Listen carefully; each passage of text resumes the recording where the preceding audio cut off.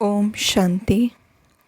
आज का वरदान है, संतुष्टता के सर्टिफिकेट द्वारा भविष्य राज्य भाग्य का तख्त प्राप्त करने वाले संतुष्ट मूर्ति भव। संतुष्टता के सर्टिफिकेट द्वारा भविष्य राज्य भाग्य का तख्त प्राप्त करने वाले संतुष्ट मूर्ति भव।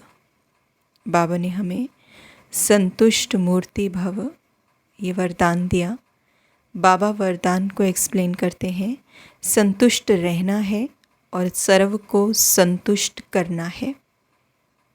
संतुष्ट रहना है और सर्व को संतुष्ट करना है, ये स्लोगन सदा आपके मस्तक रूपी बोर्ड पर लिखा हुआ हो, क्योंकि इसी सर्टिफिकेट वाले भविष्य में राज्य भाग्य का सर्टिफिकेट लेंगे। क्यों लिखा हुआ हो? क्योंकि इसी सर्टिफिकेट वाले भविष्य में राज्य भाग्य का सर्टिफिकेट लेंगे। तो रोज़ अमृत वेले इस स्लोगन को स्मृति में लाओ। जैसे बोर्ड पर स्लोगन लिखते हो, ऐसे सदा अपने मस्तक के बोर्ड पर ये स्लोगन दौड़ाओ, तो सभी संतुष्ट मूर्तियाँ हो जाएंगे। जो संतुष्ट हैं वो सदा प्रसन्न हैं। तो बाबा ने आज हमें संतुष्ट मूर्ति बनने का वरदान दिया है। और स्लोगन हम कौन सा याद रखें कि संतुष्ट रहना है और सर्व को हमें संतुष्ट करना है। बाबा ने कहा ये वरदान अपने मस्तक रूपी बोर्ड पर लिख लो और रोज़ अमृत वेले इसको स्मृति में लाओ। लेकिन इसको स्मृति में लाना इतना ज़रूरी क्यों है? संतुष्ट रहो और सबको संतुष्ट करो का मतलब क्या? संतुष्ट रहना मतलब सेटिस्फैक्शन, कंटेंटमेंट। अपने भीतर इतने ज़्यादा हम कंटेंटेड हों, संतुष्ट हों, भरे हुए हों कि हम ये एक्सपेक्ट नहीं करें कि कुछ चीज़ें बाहर घटें, कोई व्यक्ति बाहर से कुछ ऐसा बोलें और हमारी स्थिति उनकी बातों पे या परिस्थितियों पे निर्भर करे। किसी भी प्रकार की डिपेंडेंसी नहीं। जो आत्मा भरपूर है उसको बाहर की कोई भी बात खुशी या गम नहीं दे सकती, क्योंकि वो भरपूर है। जब आत्मा अपनी ओरिजिनल स्मृति में स्थित है, ओरिजिनल स्थिति में स्थित है, तो वो इंडिपेंडेंट है। वो अपने आप में इतनी कंप्लीट है कि बाहर की कोई भी चीज़ उसको ना कंप्लीट कर सकती है, ना उसको उसकी कंप्लीटनेस से दूर लेके जा सकती है। ना कोई चीज़ हमें पूरा कर सकती है, ना कोई चीज़ हमें अधूरा कर सकती है। लेकिन कब? जब हम कंप्लीटली सोल कॉन्शियसनेस स्थिति में स्थित हैं, तो संतुष्टता तभी पॉसिबल है।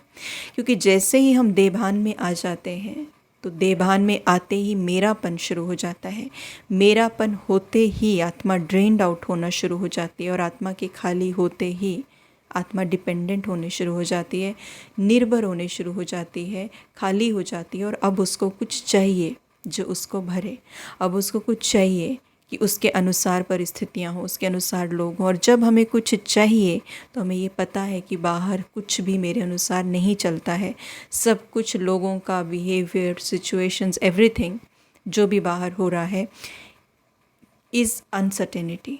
वो मेरे अनुसार नहीं होगा, वो अनएक्सपेक्टेड है, वो कुछ भी हो सकता है। और जब वो कुछ भी घटता है तो हमारी खुशी उसके ऊपर निर्भर हो जाती है, हम दुखी हो जाते हैं।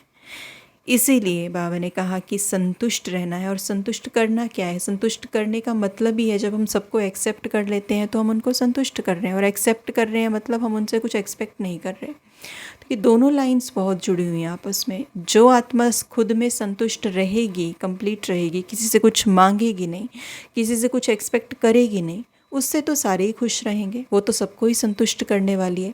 लेकिन जो आत्मा खुद खाली है और मांगती रहेगी, ये करो, वो करो, ऐसा नहीं, वैसा होना चाहिए, complaints all the time, why, what, how, इसी में जो रहती है क्वेश्चन मार्क में, तो फिर उससे तो सभी दुखी होंगे ना।